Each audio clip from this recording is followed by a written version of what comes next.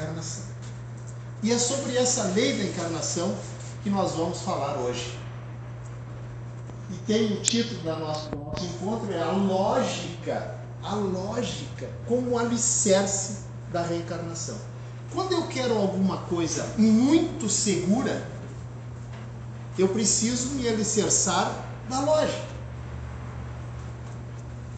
Muitas vezes a gente fala ou ouve alguém dizer o seguinte: não, eu vou pela lógica. A lógica de qualquer coisa. Porque eu tenho mais segurança indo pela lógica.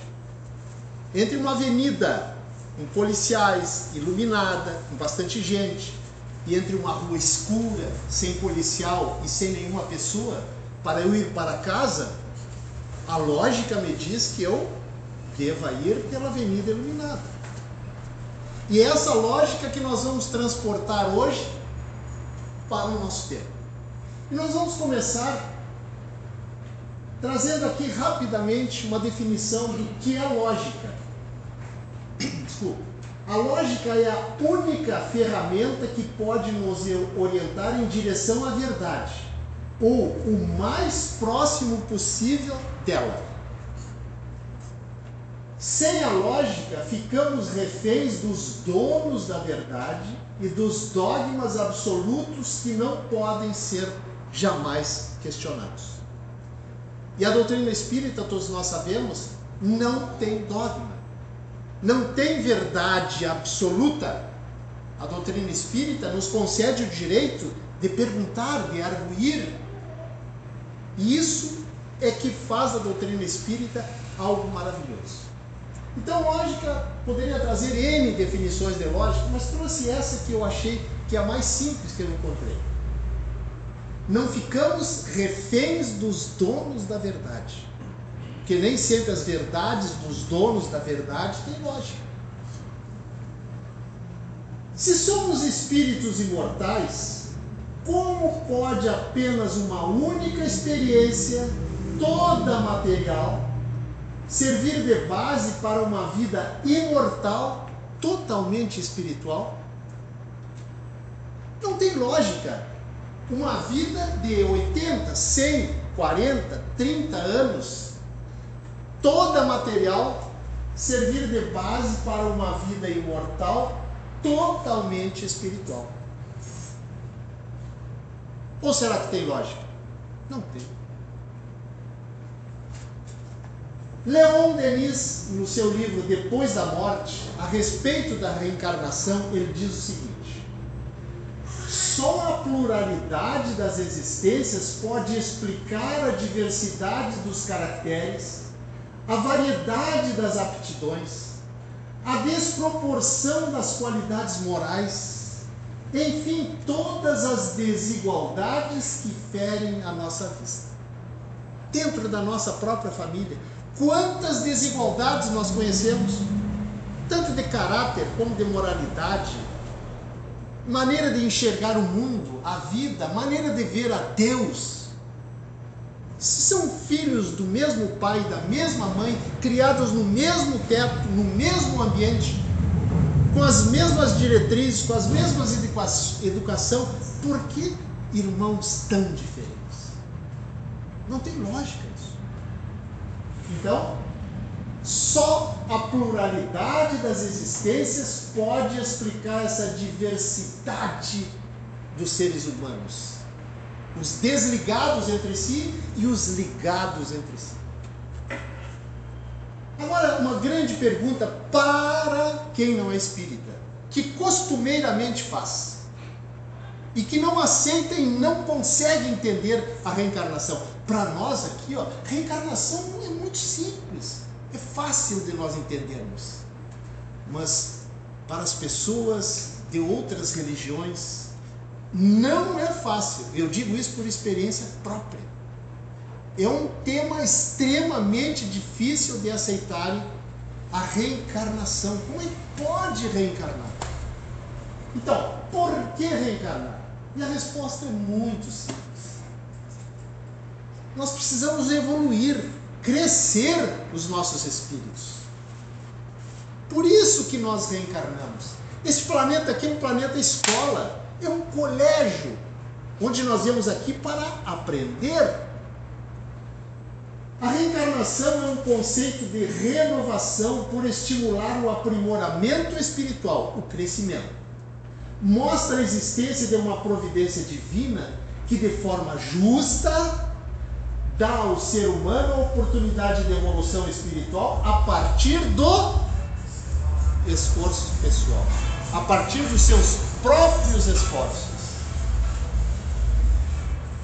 Aqui tem uma citação, quem vai de vez em quando à missa, e eu vou, missa de 7º dia de um amigo querido, enfim, uma cerimônia, formatura, etc, vai perceber que em determinada hora, momento, melhor dizendo, da celebração, o padre diz o seguinte: Senhor, não sou digno que entreis em minha casa, mas dizei uma só palavra e serei salvo.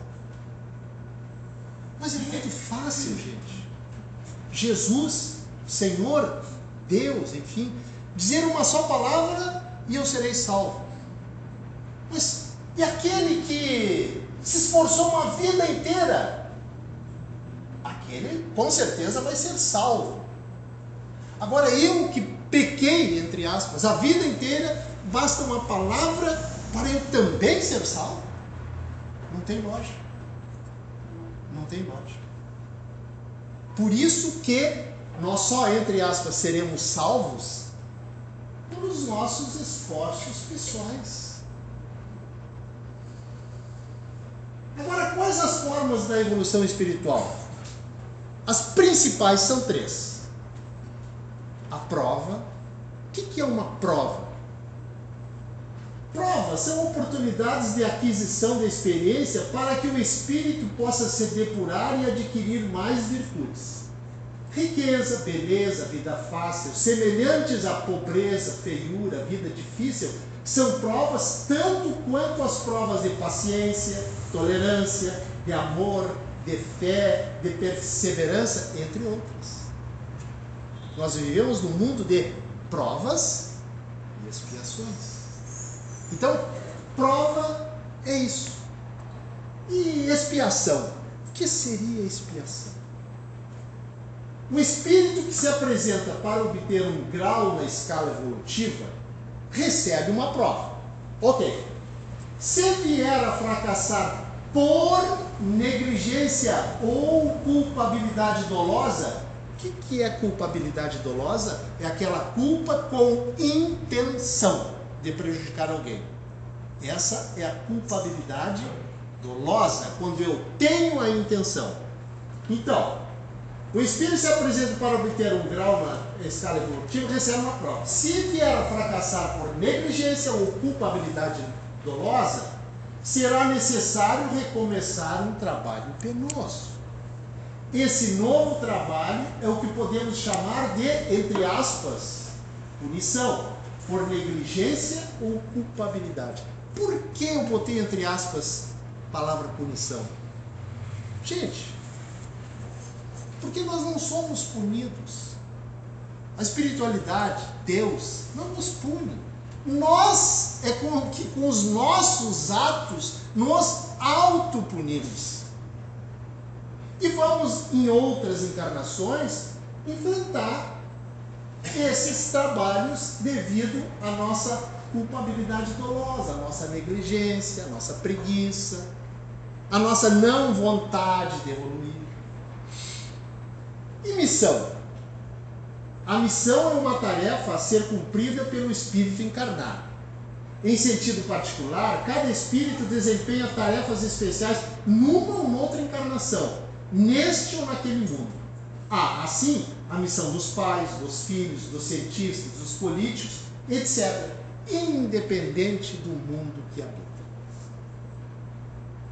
Como todos nós sabemos, nós não estamos sós no universo. Agora, ao reencarnar, trazemos conosco um plano definitivo. Quando reencarnamos, trazemos conosco um plano perfeito, definitivo, certinho, abotoadinho dentro do vidrinho. Grande parte dos acontecimentos mais importantes da nova vida é pré-planejada, como o nascimento, a família, os parentes, o ambiente onde vai viver, etc. Tudo isso é planejado. A família que vamos viver, os parentes, tudo isso é planejado. Nesse contexto também estão incluídas nesse planejamento outras experiências como doenças, tipo de morte e etc. Isso também é planejado.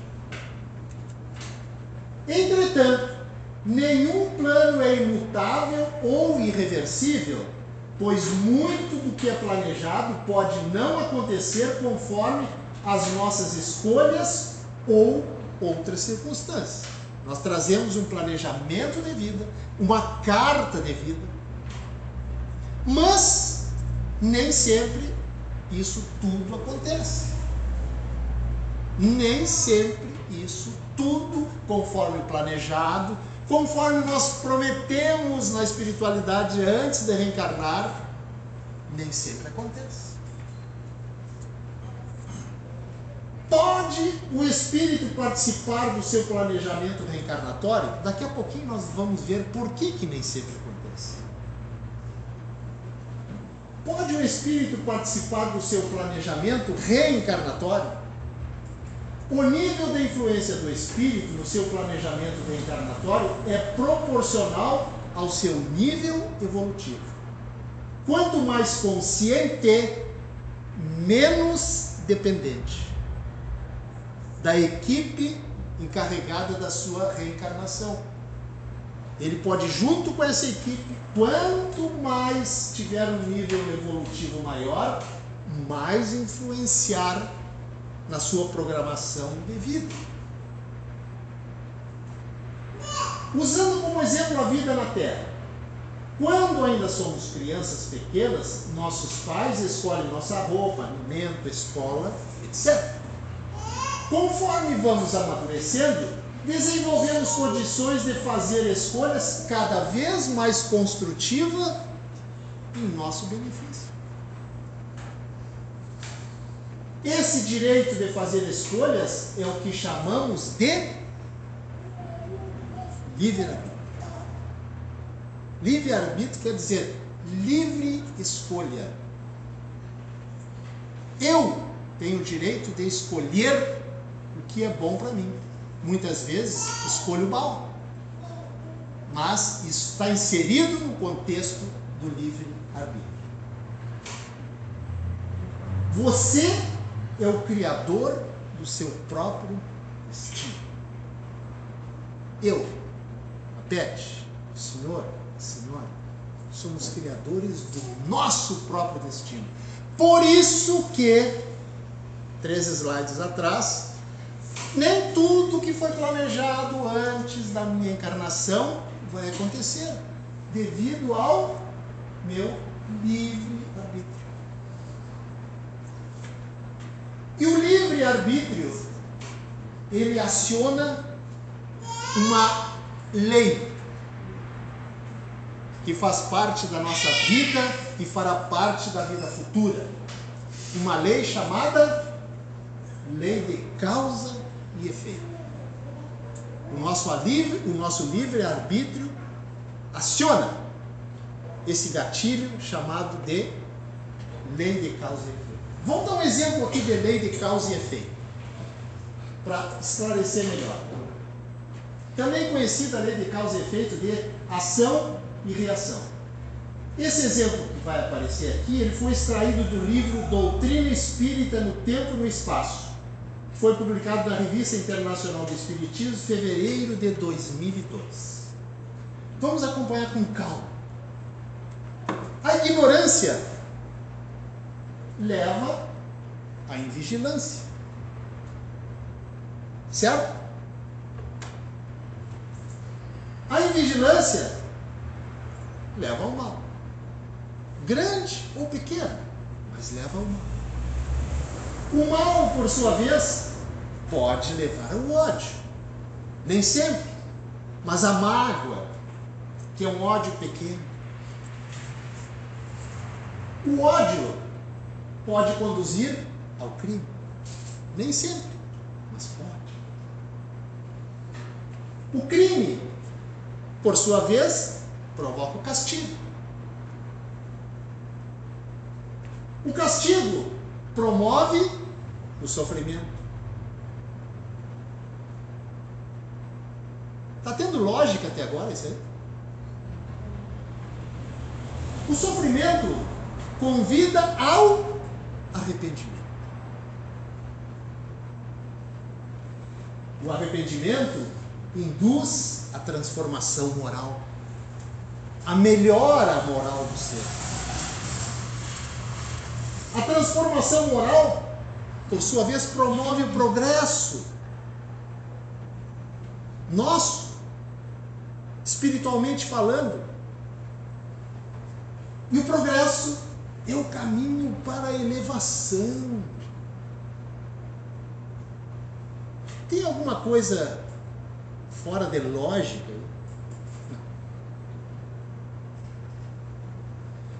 Não. Aonde que nós estamos inseridos hoje, dia 31 de março de 2015?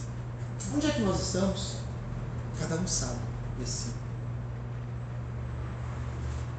Só eu tenho certeza absoluta de uma coisa. Eu vou demorar muitas e muitas vidas para chegar nesse estágio. Eu devo estar nesse miolo aqui, ó, com certeza absoluta. E para sair desse miolo, não serão poucas encarnações. Não.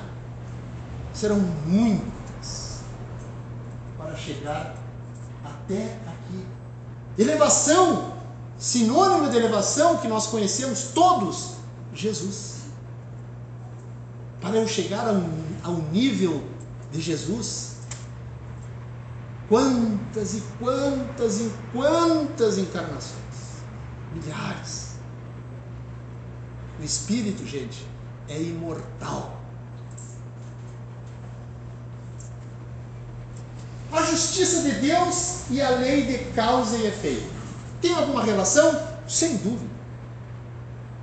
Na prévia programação de cada vida física nossa, não é incluído o acerto de contas da totalidade dos nossos débitos, mas apenas aquela parcela meticulosamente calculada para que cada um seja capaz de suportar com o máximo de esforço e com as chances de conseguir um resultado positivo naquela encarnação.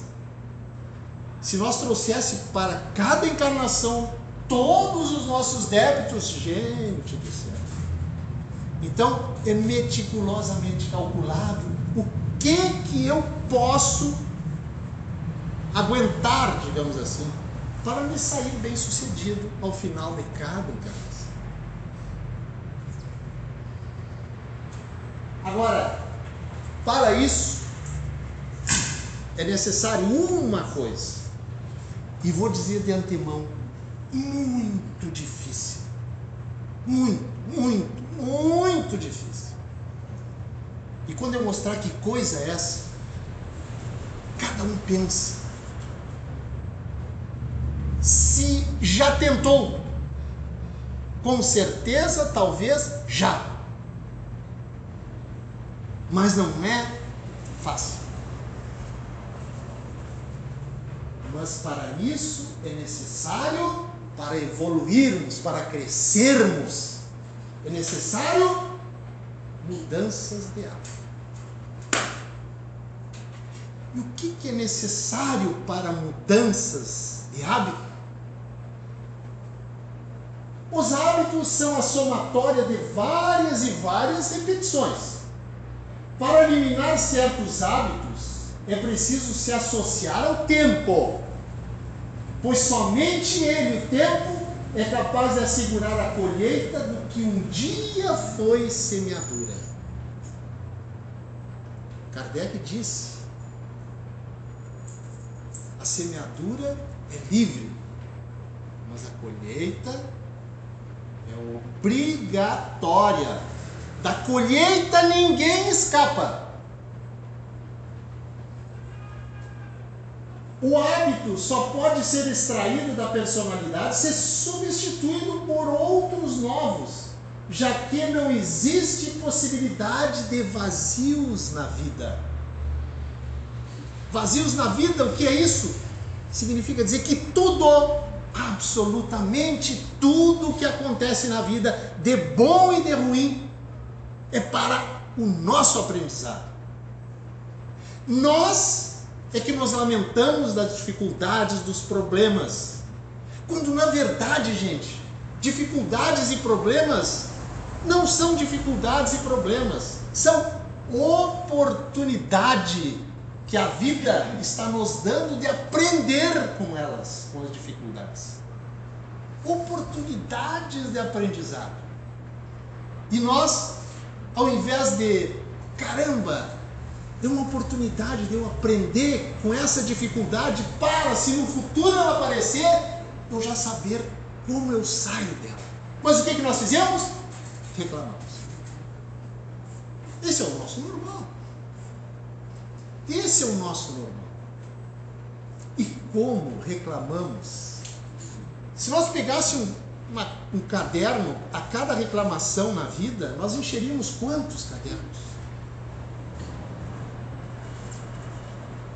A crença na reencarnação já existia antes do surgimento do Espiritismo?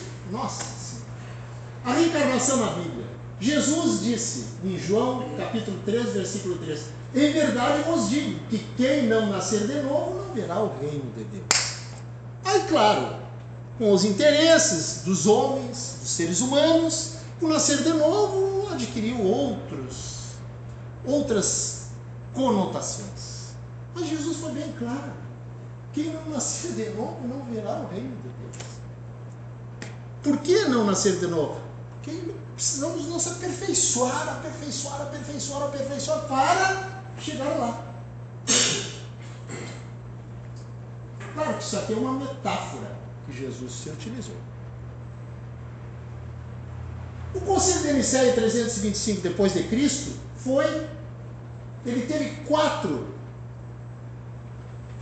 proposições importantíssimas que vigoram até hoje, desde 325 depois de Cristo. A primeira foi instituída ali a Santíssima Trindade. 3 pessoas numa só.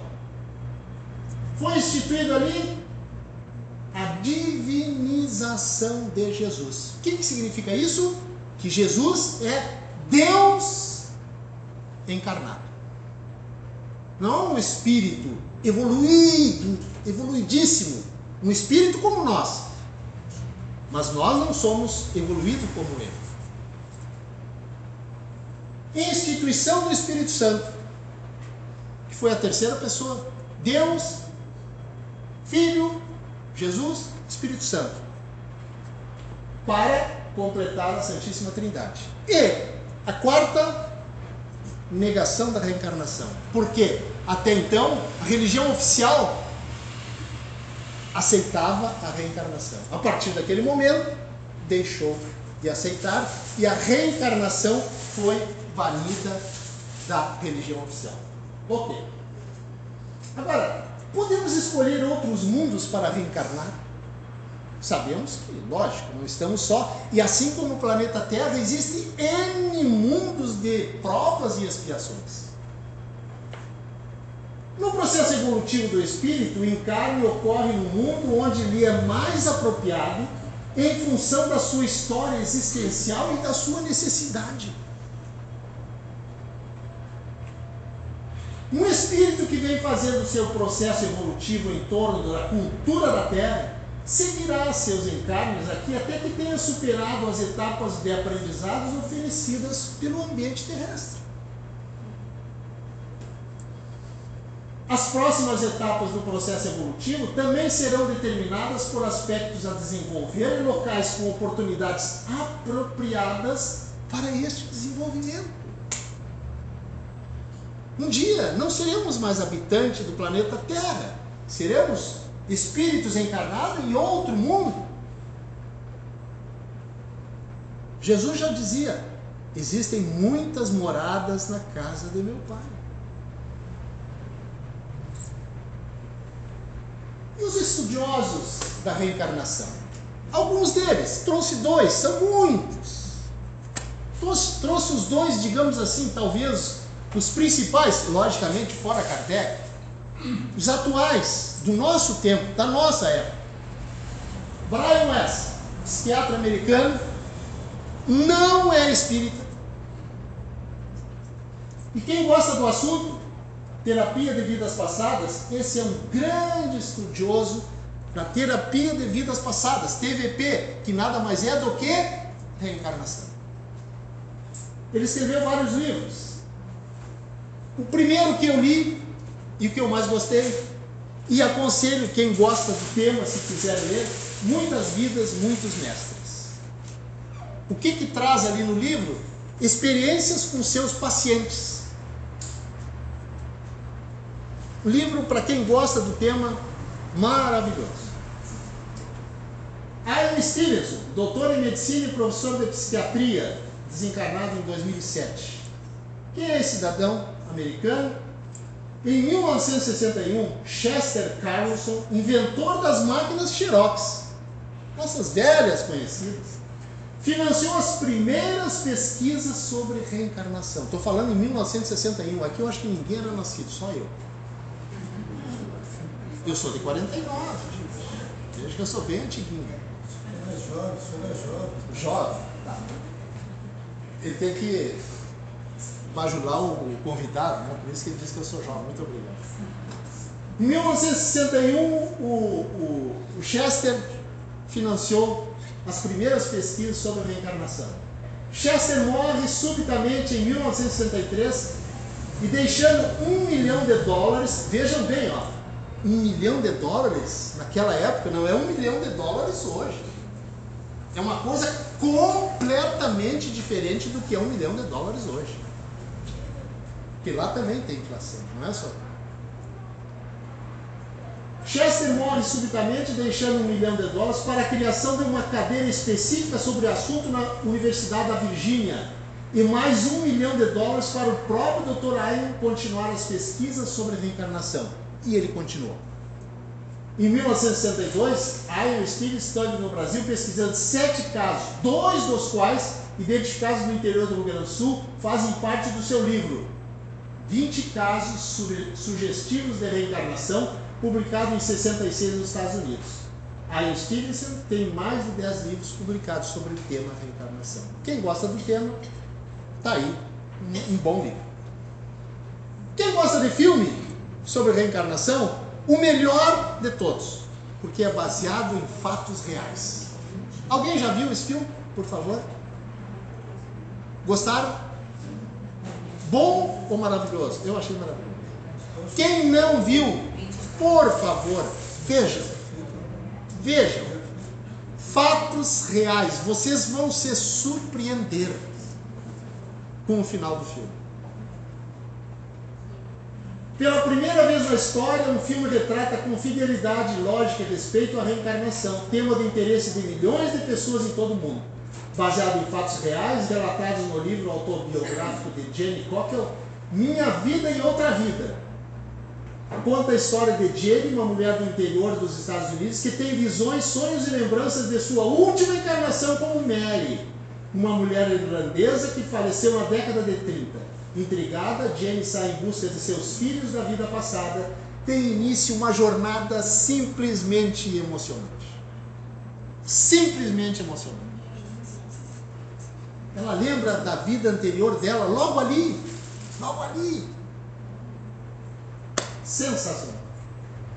Agora, gente, e as personalidades diferentes, como se explicam dentro do mesmo ambiente familiar? Como é que se explica? Como é que se explica um filho ser tão diferente do outro, em N aspectos? Não só porque um é gordinho, outro é magrinho, um é cabeludo, outro nem tanto, nem tanto. Toda criança já traz uma personalidade própria na sua bagagem espiritual. Se há semelhanças físicas entre irmãos, as personalidades, no entanto, são diferentes e inconfundíveis. Quem tem irmãos e irmãs, acho que percebe isso. E o esquecimento do passado apaga, deleta como que se explica isso? E essa é dos grandes questionamentos ao Espiritismo de quem não acredita em reencarnação, esquecimento do passado. Por que eu não lembro do passado? Seria muito melhor para mim lembrar do passado. Será? No livro Dimensões da Verdade, de Valdo Franco, pelo espírito Joana de Ângeles, Joana diz o seguinte: leiam devagarinho. Se desconhecendo o passado quanto ao mal que alguns familiares teus te hajam feito, muitas vezes te sentes incapaz de fitá-los, entendê-los, ajudá-los e amá-los, oferecendo-lhes compreensão e simpatia, como te portarias se, na filha rebelde, identificasse a antiga companheira que o adultério arrastou, no irmão destruidor do antigo ninho de venturas que o tempo não consumiu, no pai ou na mãe, no filho ou no outro parente, o arquiteto da tua ruína? Gente, a nossa família seria um desastre, um terror, se nós soubéssemos, conhecêssemos o passado de outras encarnações. Aquele que me desgraçou, hoje eu sou o pai dele. Ele é meu filho. Vocês já imaginaram isso se eu soubesse? Ou vice-versa. Ou vice-versa, claro. Que carinho eu daria para esse filho? Eu teria ódio, porque ele me desgraçou na outra encarnação. E o esquecimento do passado faz com que nós nos aproximemos pelos laços maternos, paternos, e a partir dali possamos esquecer aquilo como já está apagado a nossa memória e transformar aquele ódio do passado em afeto, em amor. Agora, como acontece no corpo físico o esquecimento do passado, o corpo espiritual se fixa nas moléculas do corpo físico e com isso fica limitado à consciência desta vida, ao se expressar pelo cérebro virgem dos registros de encarnações passadas. Porém, o conhecimento adquirido permanece íntegro e se expressa à medida que o sistema nervoso permite. De vez em quando, alguém tem um lapso de lembranças do passado. É assim que funciona. Mas o passado é praticamente todo apagado na matéria cerebral. Temos, pois, duas memórias: a memória corporal e a memória espiritual. Gente, o tema de hoje é a lógica da reencarnação. E a partir de agora, eu quero que vocês me digam o que eu vou mostrar aqui. Isso tem lógica.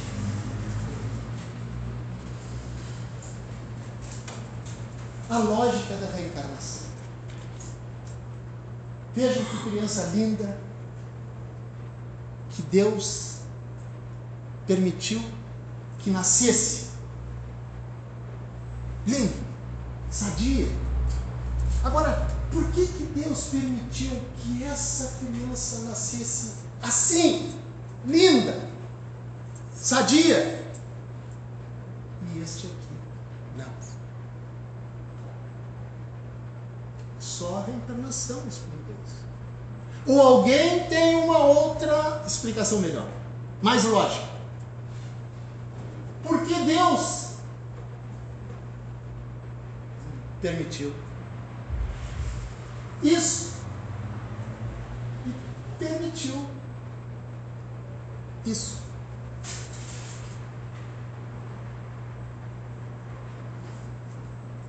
Porque Deus, justo, infinitamente justo, permitiu esta criança vir com essa bundinha que dá vontade de morder.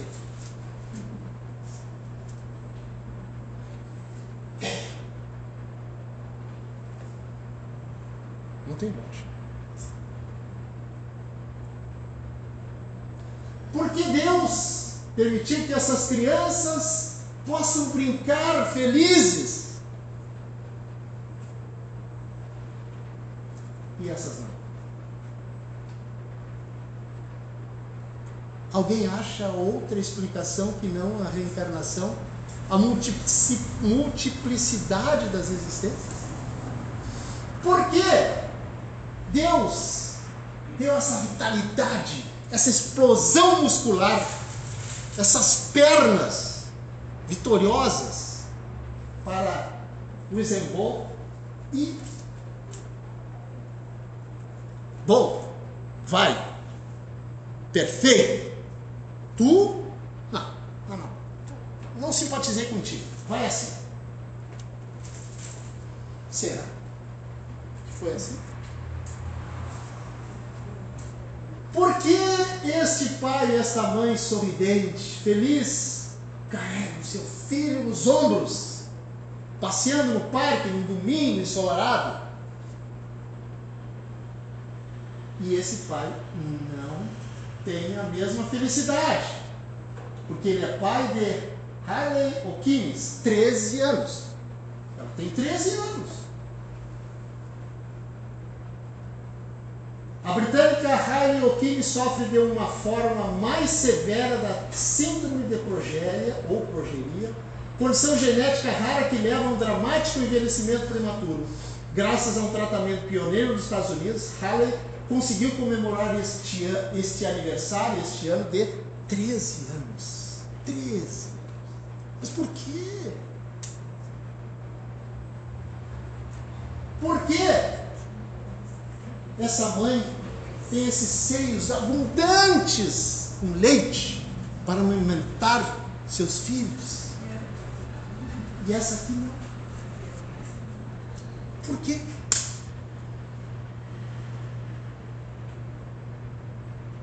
Por que esses dois conhecidos no mundo inteiro,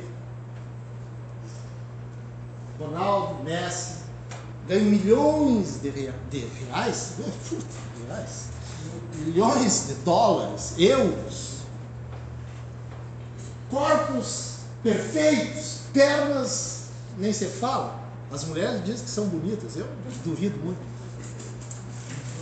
Porque eles tiveram esse privilégio e esses não tiveram.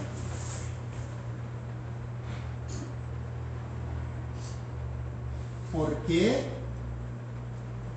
essa desconhecida, por que a Gisele tem esse corpo, esse cabelo, esse rosto, essa fama? Por que a ela foi dado esse privilégio de vir assim? E para essa aqui não.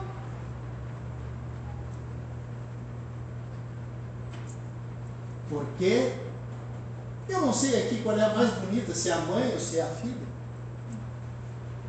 Porque essa filha teve o privilégio de ter essa mãe e a mãe o privilégio de ter essa filha. Por que essa aqui não?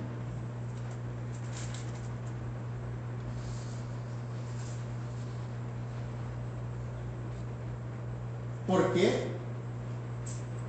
Esses brincam felizes com esse cachorrinho. E este menino, não. Este menino,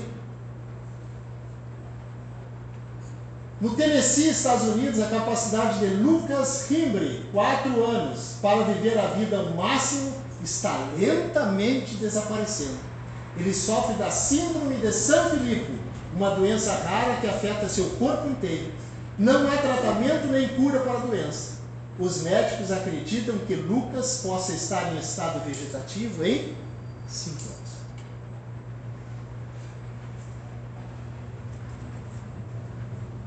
Por quê? Esses aqui deverão viver 80.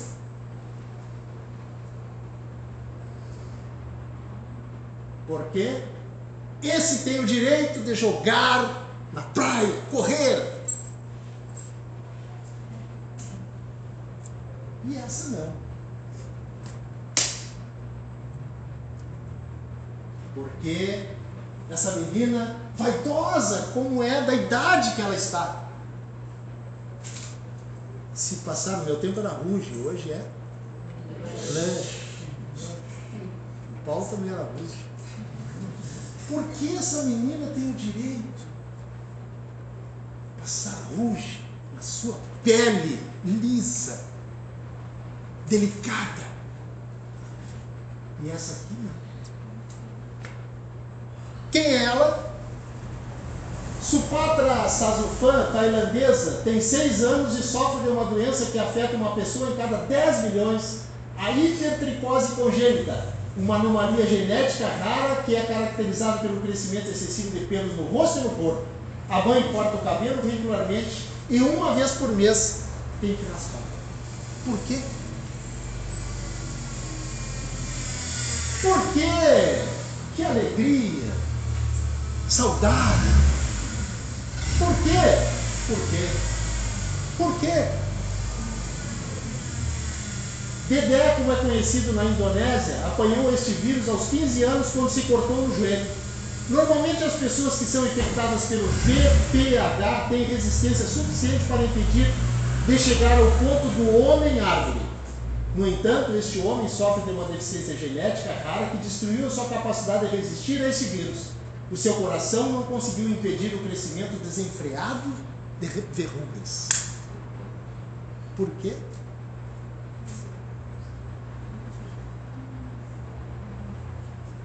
As mulheres acham ele horrível. Eu também.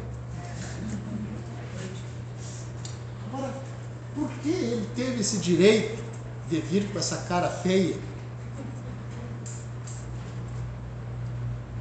E esse não. José tem um dos mais extremos tumores faciais já vistos na história da medicina. Um homem de 55 anos em Portugal corre o risco de ser sufocado pelo tumor, a menos que aceite passar por uma drástica cirurgia. Desempregado, ele é cego de um olho, resultado de um tumor gigante que se desenvolveu em suas glândulas lacrimais e consumiu suas feições. Por quê? Que Deus permitiu? Por quê?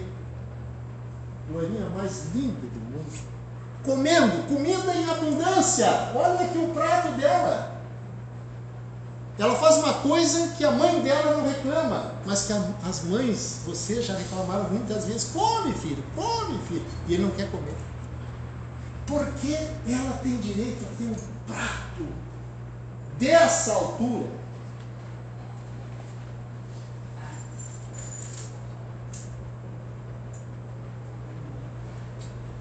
Em 1994, o fotógrafo sudanês Kevin Carter ganhou o prêmio Pulitzer. O prêmio Pulitzer é o maior prêmio, é o Oscar da fotografia. Ganhou o prêmio Pulitzer de fotojornalismo com uma fotografia tomada na região de Iowa, Sudão, que percorreu o mundo inteiro. A figura esquelética de uma pequena menina totalmente desnutrida, recostando-se sobre a terra, esgotada pela fome e a ponto de morrer, enquanto no segundo plano, a figura negra de um abutre se encontra espreitando e esperando o momento preciso da morte da garota.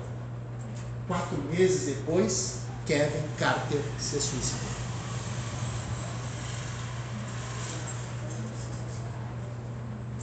Gente, desculpa essas imagens chocantes que eu trouxe para vocês, mas eu achei que era necessário para a gente entender a lógica da reencarnação.